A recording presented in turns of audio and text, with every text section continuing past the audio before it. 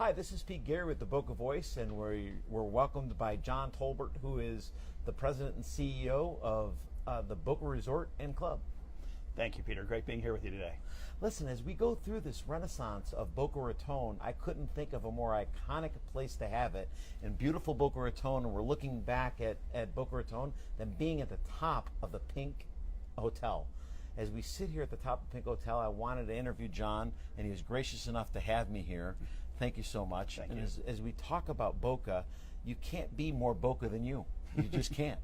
It's an honor, first of all, to lead this amazing team at the Boca Raton Resort and Club. We have 1,800 passionate team members. We have 35 team members that have been with this resort for over 25 to 38 years, and many of them in incredible leadership positions. So it goes back to the importance of this hotel to the community, but also the importance of the community to this hotel. They go hand in glove. Now you're coming back. This is your 90th anniversary, right? It is. 1926, Addison Meisner and his brother Wilson opened the Boca Raton Resort and Club. They started building the asset in the 1924-25. At the time, the Addison Development Company, or Meisner Development Company, really had envisioned this grand Mediterranean village. His travels through Guatemala, the south of France, particularly Spain, he loved Mediterranean Moorish Gothic architecture. So when Henry Flagler brought the railroad, Addison Meisner came down and really is responsible for the Mediterranean Moorish Gothic architecture from Palm Beach all the way down to the Keys that we know today. So let's talk a little bit about, as we look at the development in downtown Boca Raton, and I am a firm believer, if you're not green and growing, you're ripe and rotting, okay? And as we look at Boca Raton, and I know there's a lot of opposition that talks about development, and that development isn't good and it's bad, and I'm not one of those. I think development is good, and I think sustained growth and controlled growth is good. But I look back and I look at Boca Raton, and it's beautiful growth. And by the way, I'm looking at the new golf course, which I had the opportunity to play last Friday, and it's incredible. Congratulations on the new course. It's a wonderful way of looking back at our city and the growth of our city. So can you talk a little bit about the new things that are happening? I know you played, and the hotel played a role at bringing some of the new hotels that are coming in. So John, with the Mandarin Oriental coming in town, I would have thought that you'd be a little more concerned than you are, and you seem to embrace the Mandarin Oriental. We embrace new product and new offerings into our market, whether that be educational, whether that be financial, whether that be culinary, retail, shopping, or additional hotel product. Even on our best day, we ask ourselves, how do we do it better? We've been doing it since 1990. We're celebrating our 90th anniversary, a 365-day celebration.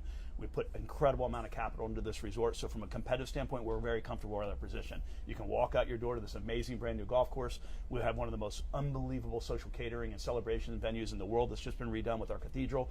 And that's just the tip of the iceberg of what we've done and what's coming in terms of renovations. Never rest at Boca.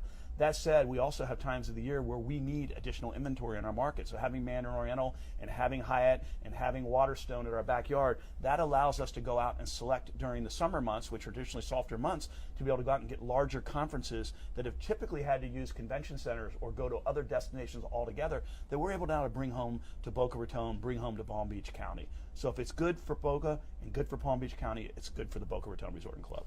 That's great. Now let's talk a little bit about the walkable downtown.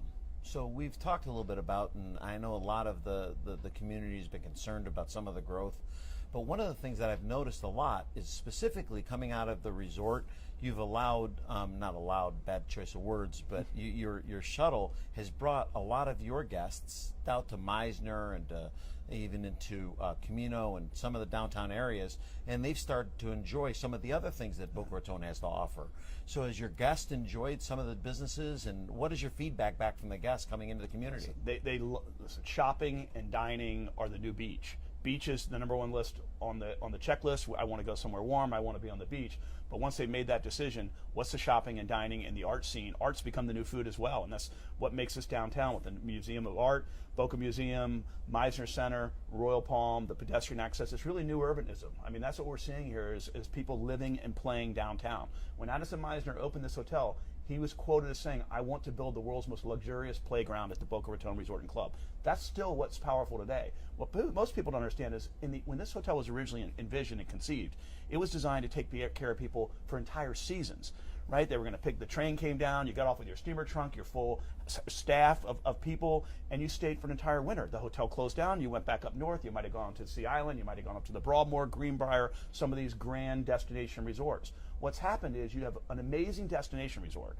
Now you layer an amazing, vibrant community around it. Not only Boca, but Palm Beach, Broward, and Miami. This is one of the few spots that you and I know. We will say, what are you doing at 4 o'clock this afternoon? Let's go down and have dinner at Milo's, or let's go up to Palm Beach and go to Boca.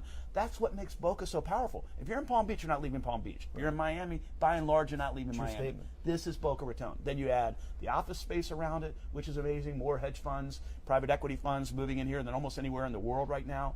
You have 2 of the fastest growing universities between Lynn and FAU. Amazing curriculum, amazing programs, amazing vision, amazing leadership. They were able to harvest this talent in our own backyard and make Boca even more powerful. So this all coming together, to me, is exciting. Let's talk about that for a minute. So you brought up office space. So as some of the office spaces moved in, have you seen some of that increase your rack rate, and some of the, not rack rate, but the amount of people that actually come and stay at your hotel, and those business travelers coming in and helping you during the week? Well, listen, I think the greatest part of it is that if someone comes and stays at the Boca Raton Resort and Club and they're thinking about relocating to South Florida, Boca's one of the first things on their mind. I can't tell you the number of people say to me, I'm going to go out and look at a house now. I'm going to go out and look at a house here, because they fell in love with it. First, we're the portal, right? We're the hub and spoke. They come and enjoy and fall in love with the destination, and they say, what's the right place for us to live? Especially with taxes in New York, safety, world safety that we all know is a big concern. Being a private estate resort where you either have to be a member or guest to come on the grounds gives some level of comfort and confidence.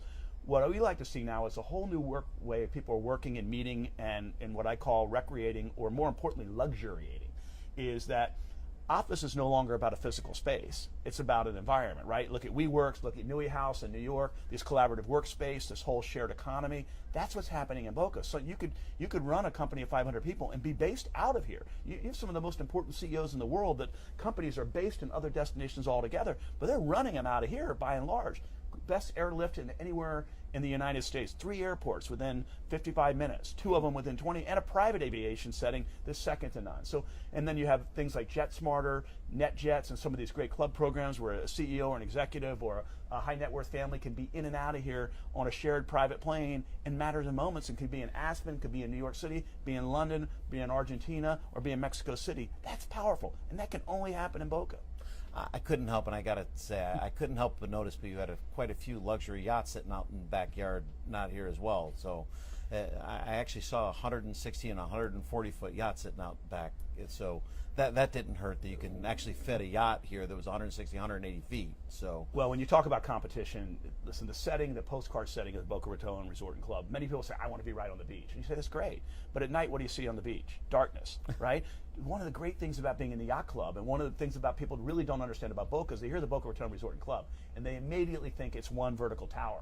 It's 5 unique experiences. It's a village within its own right. 365 acres, 1,800 team members, 13 restaurants and lounges. I have 5 hotels. I have the Intimate Beach Club, which is ranked one of the highest in Condé Nast of any hotel in South Florida. 210 rooms on the beach. I have the Yacht Club on the intercoastal side, overlooking that beautiful marina, overlooking the ocean, overlooking the skyline over A1A. Dramatic during the day, dramatic during the night. Butler service. That's the most boutique 100-room hotel in all of South Florida. And then, of course, the historic cloister, the panoramic tower, and then we have the bungalows for extended stay. So it's fun. It's really, truly appreciating it as the village and understanding some of the idiosyncrasies that come with the village in town. And it's around every corner. Hopefully something wonderful is happening, and hopefully it's happening at the Boca Raton Resort and Club. You know, John, one of the things when I go into a new area, and like I just came back from New York and I've gone to other areas, the first thing I'm always forced to do, because I don't know the area, is walk up to a concierge and ask them, what is it that I should do to experience indigenous to that area? So if I came to the Boca Resort, and if I came to your hotel and this resort to experience it, what is it that's indigenous, or what should I do to experience an area, and specifically Boca Raton or any area? What is it that I should do, and how could you guide me in that area? I think you raise a really important question. Am I coming first for the resort, or am I coming to the destination? And I think here it's a little bit of both as we continue to evolve as a community and a town. And today there's so much access to information, right? TripAdvisor, Yelp, Instagram, Facebook, Twitter. These are all amazing things, and we embrace them. And they're probably the most important vehicle for us to create engagement with our members and guests prior to arrival. And then once they're here, that guest's roles sort of change. They become the ultimate authority. They're now giving us the feedback, which is a really positive thing. I think what we like to do is sort of curate luxury and curate luxuriating in that environment. So if it means you want to go out today and find the best stone crabs, we have amazing stone crabs in this restaurant, Blue, right above us. But you might say, you know what, I want more barefoot and organic. I might send you to Papa's in Lighthouse Point, which is phenomenal. Or Joe's in Miami. If you say, John, I'm looking for the very best, we have the Jackman Ranch Wagyu, which is the only Angus Wagyu Japanese steak grown. It's Okeechobee. I can take you to the ranch. We can bring back and cook a 26 ounce tomahawk porterhouse for you right away. Those are the kind of things that can only happen. But how did I discover? By discovering them through Instagram, I discovered them through TripAdvisor. But now our job is to put a layer of a level of experience around that makes you want to remain curious, learn more, know more, and hopefully experience more and have a better time. Sure, that's great. That's great information to have. I appreciate it. Thank you. John, as we close this, I just want to see if you have anything else you'd like to tell our viewers. I really feel that the importance of the Boca Raton Resort and Club to the community and the community to the club is vital. Since 1926, the days we opened it, February 6th, this hotel has been the centerpiece, but we are stewards of this asset, and we're stewards of the community. And I mean, we're also in the service business. It doesn't mean we're servants. We like to say we don't solve cancer, but we provide the environment for those who do aspire and to hopefully do it better. We didn't create the PC, but guess what? It was created right next door, and they had meetings here day in and day out. We have great companies like Warner's Theory moving into here, very innovative tech. These are the fun things that allow us to help have an imprint on the community, but more importantly, the community to have an imprint, and hopefully we're that centerpiece and heartbeat to it. That's awesome. Thanks again for joining us, John. We appreciate it, and we look forward to seeing you as a regular on our show. Thank you, Peter. Thank you very much. My pleasure.